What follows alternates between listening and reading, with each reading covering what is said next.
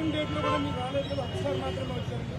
వాళ్ళు ఇచ్చిన డేట్ల ప్రకారం తీసుకున్నా మీరు అటెండ్ కాని డేట్లు వేసి ఎలా అంత ధైర్యం ఎలా చేస్తున్నారు?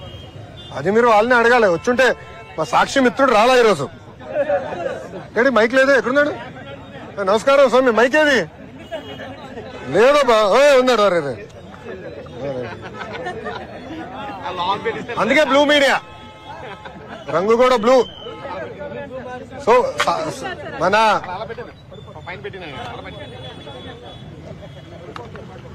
అందుకే సాక్షి అన్న మీ పేరేంటో చెప్పండి అబ్బా.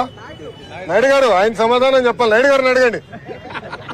ఆ 26 రోజుల నుంచి ఆయన ప్రింట్ చేశాడు కదా, ఆ 26 రోజుల్లో ఒకే ఒక రోజు నేను విశాఖపట్నంలో ఉన్నా. సార్ చెప్పండి సార్. నాయుడు గారు అడగండి, నో ప్రాబ్లం.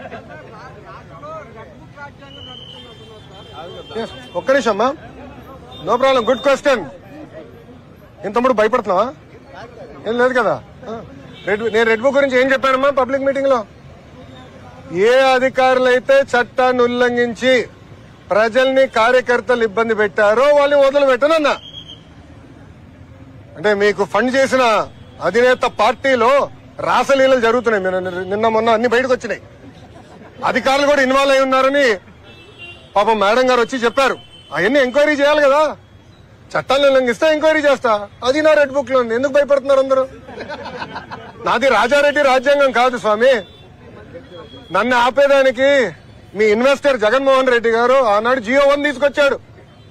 ఆ రోజే చెప్పా మడిచి ఎక్కడ పెడతావు పెట్టుకోపో అని. అదే జగన్మోహన్ రెడ్డి గారు ఈ రోజు రాష్ట్రంలో ఎక్కడ తిరగండి వెళ్తున్నారు. Z+ కేటగిరీ సెక్యూరిటీ ఇచ్చి మరి పంపిస్తున్నాం ఆయన. ఇంకేం కావాలి ఆధారాలు నీకు? సార్ ఋషికొండ ప్యాలెస్ లోపల ఏముందో ఇంకా నేను చూడాల్సిన అవసరం ఉంది. అంత డబ్బులు ఎట్లా ఖర్చు అయిందో నాకు అర్థం అవట్లా. అంటే ఒక టబ్బు 30 లక్షలు అంటున్నారు. ఇట్లా అనేక వార్తలు వచ్చినాయి. నేను ఫోటోలు చూశాను, వీడియోలు, అంటే మీరే వెళ్ళి వీడియోలు తీశారు.